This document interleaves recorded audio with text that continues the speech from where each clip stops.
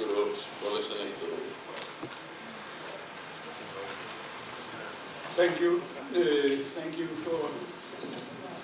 for inviting. It's a pleasure for me to speak to you. I have been working a lot with Polish trade unions and organizations. Greece has a big place in my heart, and throughout the last year or so, it has also taken a lot of attention in everyday life. In thinking of political developments in Europe, it's not easy to follow the process when you are living in Denmark and not speaking and reading Greek, but nevertheless it has been a very important issue for us to try to follow this process. Of course, it makes me uncertain what I can provide for you, which is relevant for the present situation. Those economists to whom I have most confidence have more or less argued that the present situation in Greece does not leave any space for a positive development. There are other economists who do not care for people, so they do not deal with this question. But I think, as seen from outside, it seems like Greece has the condition of reinventing itself on conditions that the most positive economists don't believe it. Then, of course, maybe we can assume that economists do not understand all. The message I would like to bring in has a point of departure, which is about, as the title says, the potential of people, hoping that people are able to stand hardship more than it is assumed, but also to be innovative and create a new development. I've set up a few theoretical points of departure. I'm not going to go very much into it. I would rather try to draw the consequences, but the point is to emphasize that human labor is the source of economic prosperity. It's a good old Marxist theorem that is sometimes forgotten, but then also that work and employment is a right for people, and it is an asset. And then a very critical point, which I think needs attention, namely that the immediate solution that we have celebrated in the Western world, in the developed capitalist world for decades, that growth is the solution to all our needs. I think we are now facing the situation that growth in itself is unsustainable, which is of course a paradox, a dilemma, because the immediate need in Greece, I imagine, and in most of Western Europe, is to strengthen employment, to meet the demand for employment from adult people, but especially from young people, where the unemployment rates are so high that it is really devastating facts. So what I think we need to think about is how to develop the potential of people in the direction of competence that are not just qualifying for competitiveness and hence for growth in the national or regional economy, but also qualifying for improving quality of life. Of course, I leave there a big issue. What does it mean that there is not identity between economic growth and improvement of quality of life, but I actually think this is the equation that we have to solve. And then I would emphasize the need to educate, to create learning for responsibility and also workplace democracy, participation in the workplace. There is a strong tendency now, also like Mr. Gregory said, that the discourse or the rhetoric of the present day is about meeting the needs of competitiveness, meeting the needs of the labor market, but not talking about citizenship and general knowledge and autonomy, the ability to make influence on your own workplace. I think this is very important. If I may be impolite, I would say also that especially in Greece, if the critique that aims on the clientelistic structures has something in it, then of course the question about, you would say, clientelism is also a kind of responsibility, but it's a hierarchical responsibility, and you need to educate for people taking their own life in their own hands. Well, this is very abstract principles, but I think this is a point of departure for discussion about work and also employment. And then I was supposed to, and I'll try to give a couple of Danish experiences with the modesty that I'm very aware that traveling policies or traveling agendas are very often not very useful, because you make the assumption that anything which applies in one country and context is also applicable in another, which is of course not the case, but nevertheless I think I have a couple of Danish experiences that I would like to promote and to mention. One,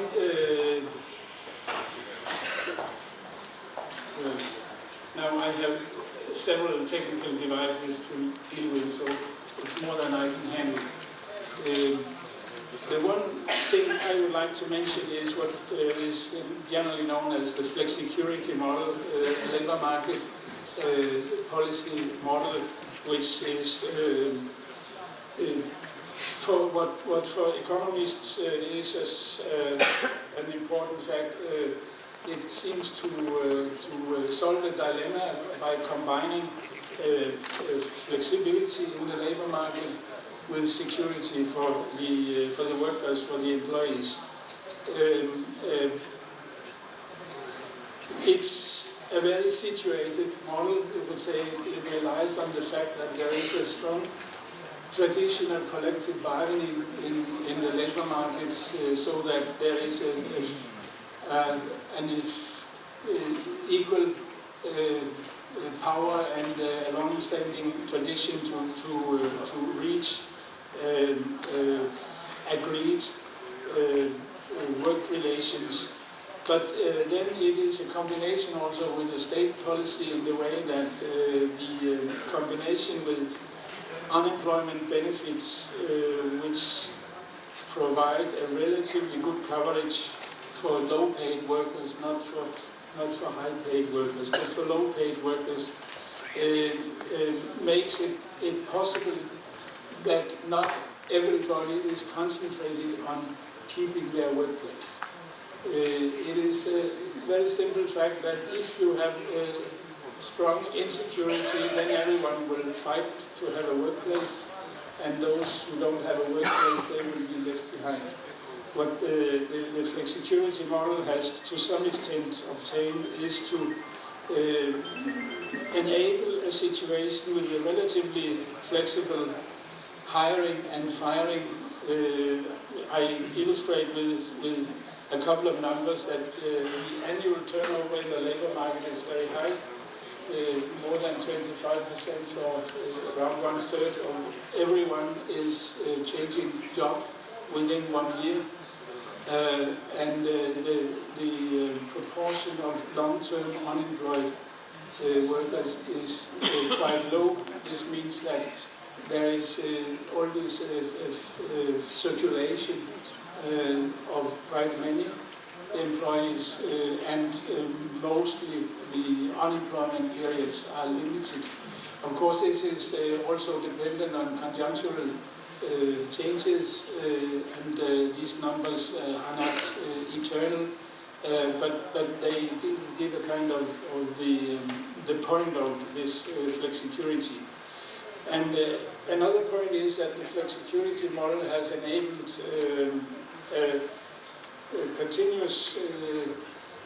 continuing education activity. You could say that it has enabled, because of this circulation, an ongoing retraining and moving of workers. And the other thing I would like to emphasize particularly is the existence of what we call a labor market. But I dropped this one, you can't read it, but it's some numbers which say that there is a high level of activity or training and education for adults. But this labor market and education is a system which existed for almost 60 years, and it is a tripartite training system. That is to say that it's governed by the social partners, the trade unions and the employers, and the state together. And it's also financed partly by fees from the labor market, which are related to the collective agreements, and by state money. It has enabled a very rapid recirculation and also structural adjustment of the labor market. In the first place, it was actually designed to enable the transition of Danish economy from rural agricultural economy to an urban industry and service economy, and moved a lot of people by offering skills in some of the expanding industry areas from the 1950s onwards. The next 2 decades, there was a very heavy transfer of workforce. And then in the continuation, it has developed more into being a retraining and an upskilling system, which was relevant especially from, well, those people who are the members of the 2 organizations who organize this conference, unskilled workers and craftsmen, and those providing updating of skills for those who had skills before, offering skills for people who did not have at least formal skills to take up new employment, and also following the development of new technologies and new businesses. Plastic industry didn't exist in 1960, and so in this way the system was able, because I would say of the tripartite governance, the close relation with the social partners, was able to flexibly to offer qualifications that meant in a way that the workforce was at any time maybe in a way even before, in front of the development in the labor market, in the demands coming from business and companies. Beside this, which I think is very important, this system also gradually developed education, which was general education and emphasizing what I call briefly social competences, collaborative competences, communication, and also the self-esteem of knowing your value, knowing your actually skills. And it also developed targeted programs for unemployed, which was not an issue in the 1950s and 60s because there were no unemployed, but it became an issue with the oil prices in 1964 or something. Then the need for addressing unemployed people with targeted programs, and also young people who had difficulty in gaining access to labor market, and immigrants, the same, were offered targeted programs. The point in this is that such a system was able to supply labor that was almost not yet in demand, and has had a very strong influence on the ability of the Danish economy to handle the effects of globalization and fast restructuring, because a lot of, especially small business, small enterprises, were able very quickly to meet new demands and take up new deliveries. In principle, you could say that the whole point and the connection between the flexicurity labor market model and this training and retraining system is that it makes unemployment periods retraining or competence development periods. And you could ideally follow this way of thinking to say that we do not need unemployment benefits, we need training benefits, so that anyone who is unemployed should take the opportunity to learn something new, something more.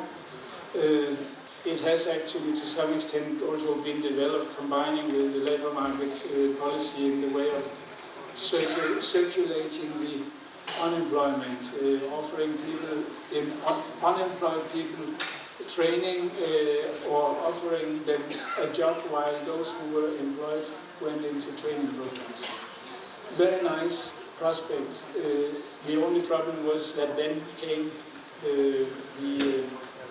the neoliberal strong influence in our policy development, which you can date back to some extent to 1980s onwards in Denmark, gradually in the 1990s, and this has meant that increasingly the education and training provision has been dealt with by market mechanisms. That is to say that education and training on demand, which means, especially in a country like Denmark, and I think also Greece, with many small business who do not have a long-term planning officer and do not have a human relations department, that you have a relatively short-term planning of personnel, and this means that a market-driven system is vulnerable and will tend to develop under investment. So you could say that what we see now is that the competence development is now relying on actual demand from employers or actual demands from employees, and this means they go down, and the idea of pushing the general level of qualification is going down, going out. But I still like to tell about these experiences because I think they are actually still quite relevant, and only you have to build them on a different policy than the neoclassic or neoliberal way of thinking. Now it's also a paradoxic time we're living in, because at the same time as this neoliberal and well, the interpretation of globalization, that it means marketization of all national policies as well. At the same time as this is very influential in all European countries in the one way or another, we also have the development of a new thinking of learning, which is in a way driven by economic interests and marketization, but also has the idea of reconstructing access and widening participation to education and training. I just copied here a kind of status of the European Union. Would say that not all what comes from Brussels is bad. This is a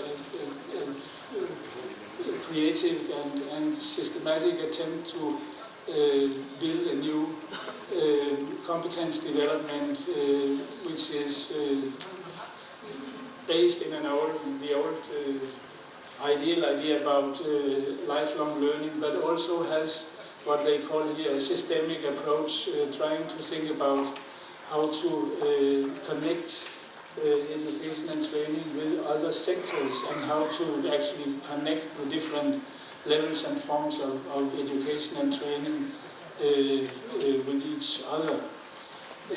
And which has also, apart from those goals which are connected with the competitiveness of now not the national economy but the European economy, then also has goals of targeting on social cohesion and on equal access to learning resources. Without having the time to go very deep, I would just mention the notion of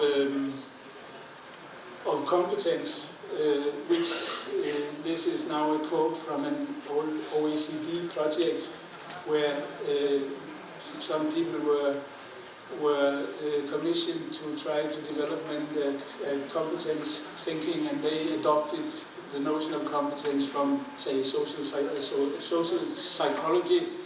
And the point of this is, on the one side, that it focuses on the ability of people to actually, in practice, in complex contexts, to do something that they never did before. This is very productive for our educational thinking, because it moves the focus away from training for specific operations, training what you already know you need to be able to do, into a way of thinking that you should train people to be able to act in unpredicted situations and use resources that they hardly knew themselves that they had. If you apply such a notion of competence to the education system, then it will have to change. It will have to change from the idea of being able to program people for their future, giving them exact knowledge and skills for their future, into a technique of developing them personally, developing their autonomy and their ability to make decisions and make discretional plans for their way of working. And I think this goes very well with the situation where we need to restructure education and training programs in accordance with a very variable and complex picture of learning motives and a very complex picture of life careers of people. We have workers who have had absolutely enough of school, but now they need to learn. We have workers who find out that they have skills, but they want formal recognition of those skills. We have professionals who discover through their practical work that they need to become more qualified, and they involve in part-time studies. We have all types of motives. And also we have all types of entangling of work careers with people's private lives. I don't know if in this country I also imagine that you have messy life careers with divorce and new partnerships and so on. So people's lives are not following a strict line, and this also means that their learning needs and their learning motivations become much more messy, and we need a system which responds or invites those very different motives. I think time is running, so I would just mention one more thing in that relation, namely the work, the development of the validation of prior learning or competence assessment as a tool for recognizing formal and informal knowledge and skill, and for transfer between very different spheres of recognition. You could say that it is very different competencies that are recognized in the labor market and in the school system, and there is a need for some kind of currency which enables the recognition and transfer. This is, seems like a very technical thing that might help individuals to get into a new education, but I think it's actually a tool which can meet a much broader need of flexibilization of learning resources, and it's also a policy which is followed by the European Union with great interest. There is as I think it's called a roadmap to develop such assessment systems in the member states in the period of to 2018. But the political perspective of this, I think, is to develop this recognition in a way which links with the discussion about rights.